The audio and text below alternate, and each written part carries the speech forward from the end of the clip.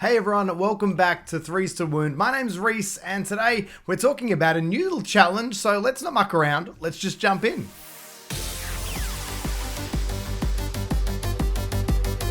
So you've probably seen my buddy Ben and Russ from, of course, the team at Kill Team Casuals. We talk a lot of nonsense in the podcast. Make sure you check that out. Jeez, this turned into an ad and we haven't even done anything yet. Apologies. Back on track once you've listened to that, but you've probably heard from Ben's videos, us talking about it on that. We're currently doing a Kill Team or Intercession Kill Team challenge. Intercession team, it still feels strange saying that. That Intercession, which is the new Intercessor Kill Team challenge. We're doing that, and we had an interesting way of finding out how to pick our legions. We played the game Legions of Russ. Good luck to us, we'll only say this once. It's finally time for Legions of Russ. On the Kill Team Casuals pod, we've been playing a game, Legions of Russ, where we've had to guess lots of different legions, or chapters realistically, as we should say. I'm not even mad, Russ, it's fine. And we're trying to guess those things. He does it in some amazing guessing, word, slang, hints. It's a crazy game. You got to check it out. So, the next one. This is going to need some help. You're going to need some help. Trust me. But you never know. You never know. So, people at home, get ready with your name. Remember to yell it out on the train. Right. Everyone ready? Ben, you ready? Champ? Ready. Sorry, Champ. You ready, Champ? Yeah, the champ. The champ is number ready. Number one contender, Reese. Ready to go. We need this. Good. You need this, buddy. Come you on, need this good. to take the champ. So, a half funny, half of a famous Latino singer heaves herself into a job at the Office for National Statistics. But basically, Ben and I have been guessing those legions, and then we've now taken that and we've used that to pick the legion we have to create our Intercession Kill Team around. That's a really confusing way of saying all that. The legion I got, I'd never heard of before. It was the Angels of Iron. And I chose them basically because they kind of looked like really cool astral claws. I really dig that color scheme. I actually kind of like the lore around the Badab War and everything that happened there as well. I think it's a really interesting period. And obviously, as you know, where that's ended up now, or who the chapter master turned into as well from that. The Red Corsairs, I also think they're really cool. So it's kind of a cool little tie-in. The thing that's been difficult though is, apart from knowing the colors and the look of the chapter and a very small snippet of information about their traits and what they do, there's not much. It's made it difficult, but it also means that it's kind of a bit of an open slather as well, in terms of I can add my own little feel and guide my own imagination into this team as well. The thing that stuck with me, or the thing that stood out the most, is that they kind of get pointed at. They wear a lot of purity seals and a lot of scripture on their armor and a lot of engravings. So I kind of wanted to lean very heavily into this. Ben probably put the finger on the pulse there when he sort of said, it's kind of like good guy word bearers. And I kind of like that. I kind of like that they're not necessarily saying that they're from the same gene seed or they're descendants of the word bearers, but especially after very recently doing a Black Templar Phobos kill team in the last challenge, I've already got lots of bits left up that definitely tie into a bit more of a pious type chapter.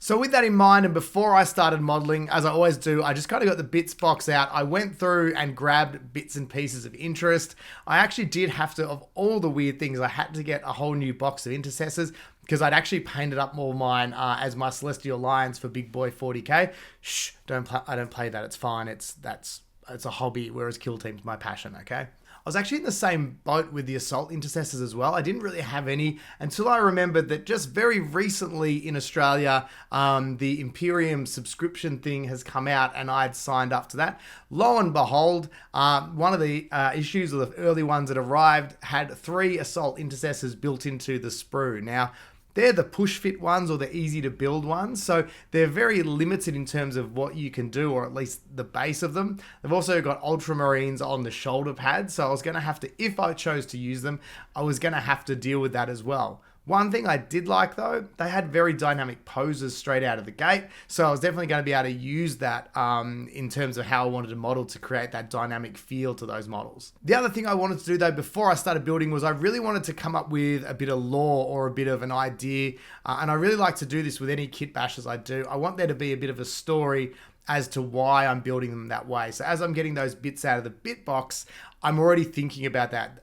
How will these tie in? How will these link the story to the Space Marine chapter or the model? Because these guys were kind of the good guy word bearers with that in mind, I kind of thought, well, I think the way to play it is that these are very pious, maybe a bit more religious. So maybe they are tied either to the Inquisition or the Ecclesiarchy quite heavily. And I was like, well, how does that come to life in the models apart from just wearing purity seals?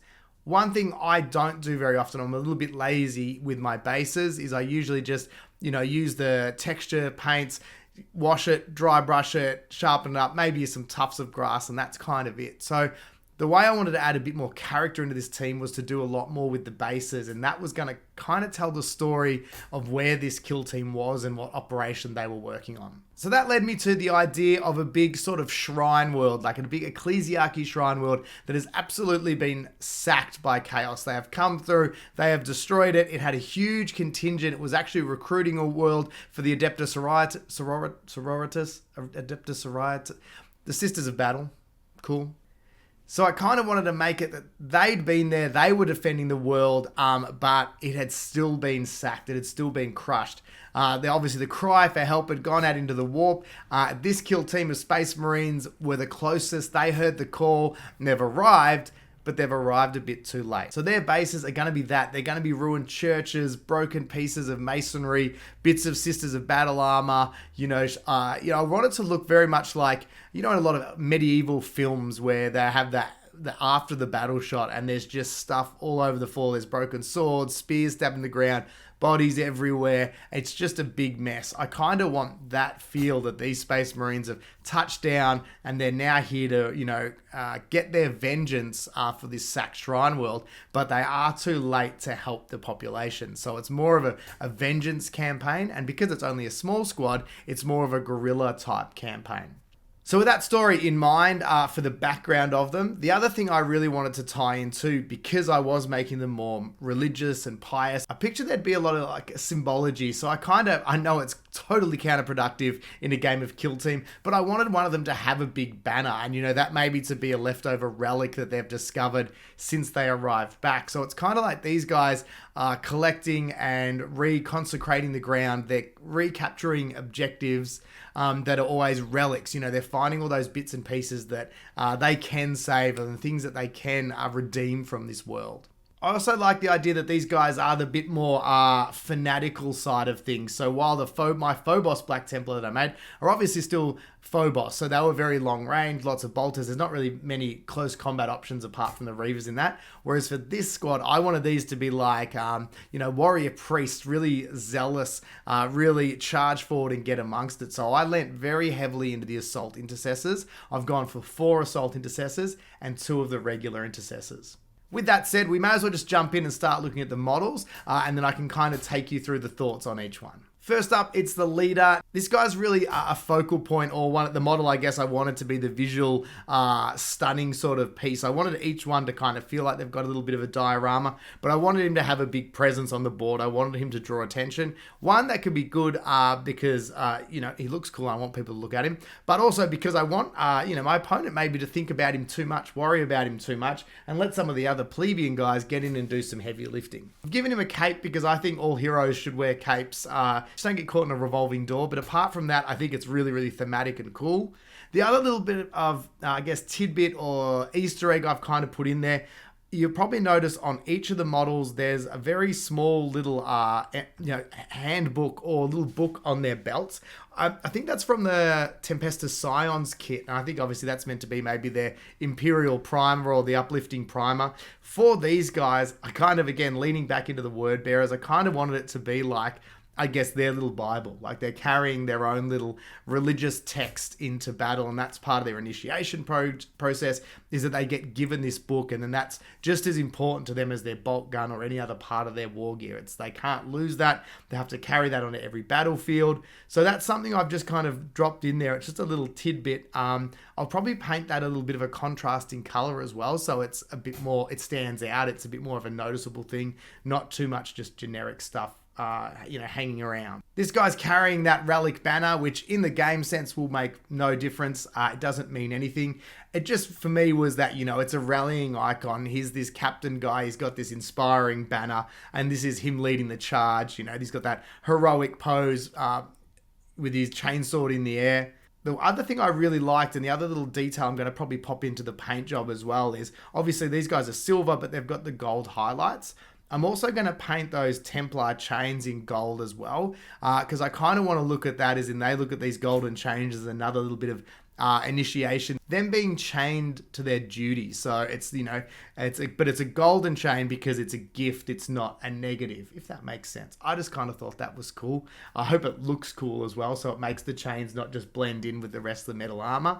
I think it kind of makes them pop out and they're a bit more like a relic chain, or like a Rosarius or something like that. A bit more of an artifact, a holy artifact, versus being just so they don't lose their sword. I've also given him a shoulder blade there with the Crux Terminatus on it because I just think that's really cool in terms to show that this guy is a veteran. This isn't his first rodeo. He's definitely here to bring the heat. He's also got one of the martial heads from the Templar set, just because I think that's really cool. It's such a noble, cool visage head. It's very different. It stands out from a lot of the other bare-headed models. And for some reason, that's my favorite thing to do is, really... Safe isn't cool, so no one wears helmets in this team. It's overrated. Some of them have got them on their belts, but hey, it's not cool. He will be rocking the plasma pistol in battle as well, but obviously I just kind of chose that I didn't need to see that. Who knows, maybe one day there'll be a bolt pistol meta, and then I'll chase that, and he can also have that as well. So that's the captain or the leader. He's good to go. Next up, we've got Senior Candle Backpack. This is another one of the Assault Intercessors. So with this guy, he's got the tabard. He's got a whole bunch of purity seals on him. I also really like the Heresy sort of studded shoulder plates as well. So I had a few of them lying around. So I made sure I used a few of them just to show that, yeah, these guys, although they're Primaris, are still into their relics and things from yesteryear. So they still have a link to their past, and that's part of their piety, if you will. He's got some bones on his belt. So you can see he's very busy with lots of bits and pieces. I'll also put that scripture in there as well. I was lucky enough to dig up through my whole bunch of transfers that have built up over a long time. Between the Sisters of Battle transfer sets and also some old Space Marine ones, there's quite a few that do have, I guess, it kind of looks like white and black engravings or lettering for the armor. So these guys will definitely have a lot of that on their armor as well. For the next of the Assault Intercessors, to add a little flavor to this guy, he's actually served previously in the Death Watch. So he's got a Death Watch shoulder pad. I'm thinking I might try to paint that a different kind of metal too, so it kind of stands out and makes a bit of a different look to the rest of the model. So maybe that'll be more of a black silver, that whole arm wheel, whereas the rest will be more of the bluey silver of a Grey Knight, which is kind of the silver I'll be looking for with these guys. Denoting that he's a veteran and he makes his own rules, I've also given him the Power Mace just because I think that looks badass. And I think it just sort of works with that dynamic pose he's got. He kind of gets to make his own rules. He's served his time over there. He's got lots of little bits and pieces, but again, they've all got that little book on their belt as well. The last of the Assault Intercessors, this is my Grenadier. So this is a key guy you have to have in your team. Wouldn't miss out on him from the world. And this guy's a great example of using the body that was already very dynamic that came within that easy to build kit. I've just changed up the arm, the head. I've added things to his belt. I've given him a chainsword hanging off the back of his thing. And again, a really thematic base. You can see the Sisters of Battle banner just jammed into the ground there. I like to think that's an area of a last stand. So he's really sort of striding forward purposefully, throwing those grenades as he goes. And I just think this is a really, really cool model. This is probably one of my favorite of the poses. It does really feel like it's got that diorama kind of look to it. Speaking of grenades, that brings us to the next guy, which is my, I guess the gunner option for the intercessors. He's got the underslung grenade launcher. So he's a bit more of a traditional kind of looking Marine. He's got the helmet on there because he does believe in safety. He just doesn't like to wear it. And again, he's covered in lots of little bits and pieces. There's a leftover helmet and backpack there from a Sisters of Battle on his base. I just think, again, it's a sort of a powerful pose. He's striding forward with purpose. And obviously, he's got that look of a grizzled veteran. He's got the Heresy era shoulder pad there as well, just to really give him a bit of character. The last of the guys is just another intercessor, but this guy, I usually like to pump one of the guys up because I don't have that many guns with the equipment points to give him the scope and the blessed round. So this guy definitely leans into that. He's more like our support. So that's why I've got him in that powerful, position where he's pointing out what's going on, calling out commands at the back from the battlefield, letting guys know what's happening. So he's got that scoped bolt rifle there as well. He's got his little book. He's also got the binoculars on the back there as well, just to add to that thing of he's a bit more of a sharpshooter, or he's a bit more of the guy who's tracking and finding the way through the rubble for the guys. Another banner sort of just jammed into there, and I think this one's really cool and dark because it's got the skeleton built into it there with the sheet draped over, and I really like that we're putting a little bit more time into the bases of this one. It's unusual for me, but I already feel it's adding a lot of character to these models. It would be very easy if I didn't do things like that for it to feel a bit too samey with the Black Templar. So I'm happy to put a bit more work into the base. The only thing I probably would have liked was maybe I did think of there's a couple Chaos models and other models that had big books, like big open books that they could carry or hold. Unfortunately, I didn't have any left in my bits box. Time permitting, I would have loved that, but I've got to get this done. It's not too late, by the way, if you want to get involved with this challenge. You've got to the end of the month, so there is still definitely time to get there. The best places to share your images or let us know of your progress, head over to the Battle Brothers Tabletop Discord. There's actually a specific channel in there just for this where you can share your ideas. It's also just a great Discord to be a part of. You can talk nonsense. There's a channel for every little bits and piece you could think of, and just a great bunch of people really enjoying the community. So it's really, really great. You should definitely jump in. The other place, of course, is Instagram. Make sure on Instagram, jump on there, tag myself, tag Ben from Battle Brothers Tabletop, tag Russ from GFN Gaming. Let us know your progress. Let us know how you're going. Because if you're not on Discord, you can also share your photos through that. And then basically at the end of this whole thing, like we did with the Phobos, we're going to sit down, we're going to go through, and we're going to pick the best one, and by best, I use that term loosely. It's the one we like the most, or at least the top sort of 3 or 4. We'll put it out to you guys. It'll be a bit of a community vote. And then from there, the one that is the winner, I won't say best because they're all going to be awesome, I know it. But the one that is voted the winner will get a free team from us. We'll basically post it to wherever you are. We'll find out where you live, and we'll send you out the pack of your choice. So you want if there's a team you've been hanging out for, you want some Krieg, some of the new ones. I guess you've got the Gallowpox Infected. There's heaps of teams out there that you might want to build in the future. And this is a great way to get a new team on the table quickly. But also, if you win, hey, you get another team you can start working on straight away. There'll be a new battle report out very soon. It's in the works after this one. It's going to be the Corsairs versus... who was it? The Blooded. So it's a really cool battle. That one's coming soon to the channel. So make sure if you haven't already, like and subscribe and keep an ear out for more episodes of Kill Team Casuals. There's some really cool stuff on the way on there as well. Thanks so much for tuning in, guys. We'll see you soon.